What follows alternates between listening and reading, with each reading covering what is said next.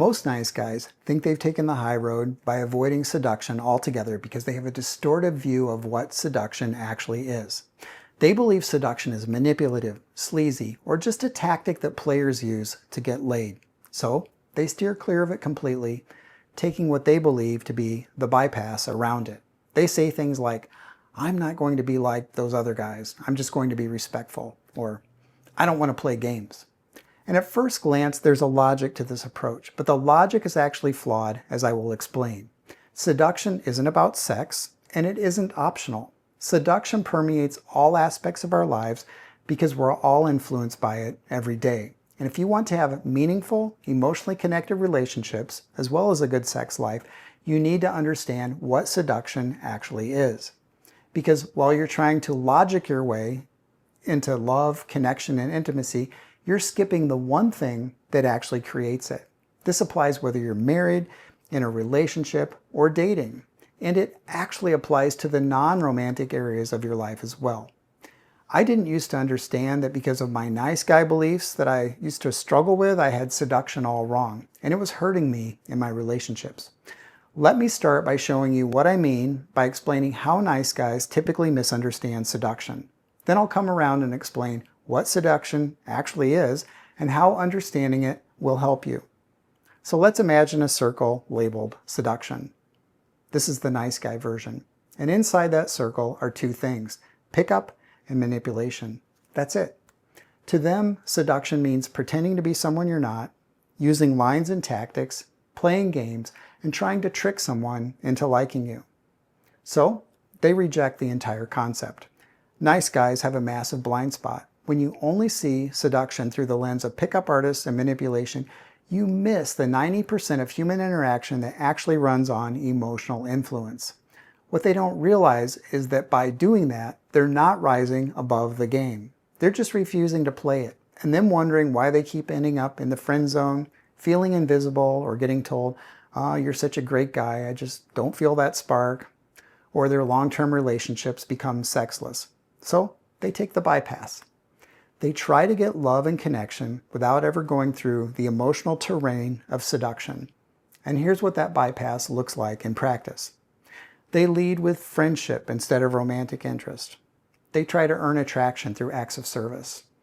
They avoid creating any tension or polarity. They present themselves as the safe choice. They wait for someone to notice their good qualities. The bypass strategy assumes that if you're just nice enough, respectful enough, and helpful enough, attraction will naturally follow. But attraction doesn't work like a rewards card. You can't accumulate enough good guy points to cash in for romance. It doesn't work. Not because nice guys are bad people, but because they're ignoring something fundamental about human connection. People are drawn to those who make them feel something. Let that sink in. By the way, I'm trying to reach more men who are struggling with this, and I'd greatly appreciate your support by liking this video if it's been helpful and sharing it with someone who could benefit from this message. Thank you. Now, let's take a step back and I'll redraw that circle more accurately. This is the actual terrain of seduction, a natural part of how humans connect. It includes factors such as flirting, presence, atmosphere, charisma, polarity, nonverbal, and emotion. In reality, seduction is everywhere. Yes, it can be used for manipulation, just like money, speech, or influence can. But seduction is really the art of creating an emotional experience that draws someone in. It's not a trick, it's a language, one you're already immersed in whether you realize it or not. Think about it this way. Every positive, memorable experience you've ever had involves some form of seduction. There was a feeling that went along with it, and that's why you have those memories. That restaurant that made you feel sophisticated and relaxed. The ambience, the lighting, the way the server made you feel special. The movie that had you on the edge of your seat, the pacing, the music, the way the tension built and released. Your favorite teacher who made boring subjects fascinating. Their passion, their storytelling, their ability to make you care. Or the friend who always makes you laugh and feel understood. Their timing, their presence, their way of seeing the world. None of these are manipulation. They're influence. They're connection. They're seduction. When you're on a date and there's candlelight, soft music, and deep eye contact, that's seduction. When someone speaks in a way that draws you in, that creates tension and curiosity, that's seduction. And when you feel like someone really gets you and you're pulled toward them, that's seduction too. It's not inherently manipulative, it's human.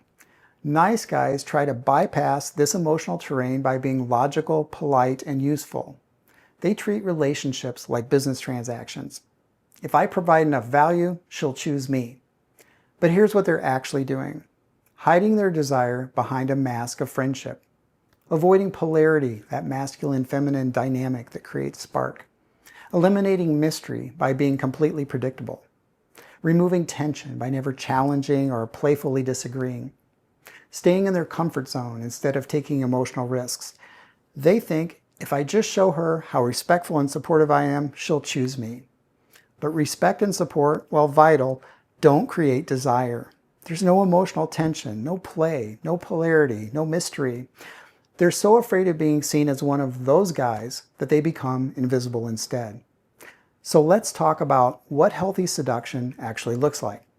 Seduction isn't about tricking someone. It's about showing up fully and creating genuine connection. And here's what that means: owning your desire instead of hiding it behind friendship, creating positive tension through playful banter and gentle challenges, being present instead of trying to impress, leading interactions instead of always deferring, expressing your personality instead of playing it safe, taking emotional risks instead of staying in the shallow end. And what makes someone compelling isn't how perfectly they follow the rules, it's how they show up. It's the energy they bring. It's their ability to create an emotional atmosphere, to invite someone in, not try to convince them. Think of the difference between a salesperson who pressures you versus someone who has a passion for their work that's so contagious. Someone who tells you they're funny versus someone who actually makes you laugh. Someone who says they're confident versus someone who simply takes up space without apology. The first is trying to convince, the second is just being. So here's the truth. If you're a nice guy who thinks seduction is beneath you, understand this: you can't opt out of the game just because you don't like the parts you've seen. Seduction is part of being human. It's how we connect. It's how we influence. It's how we create spark and resonance.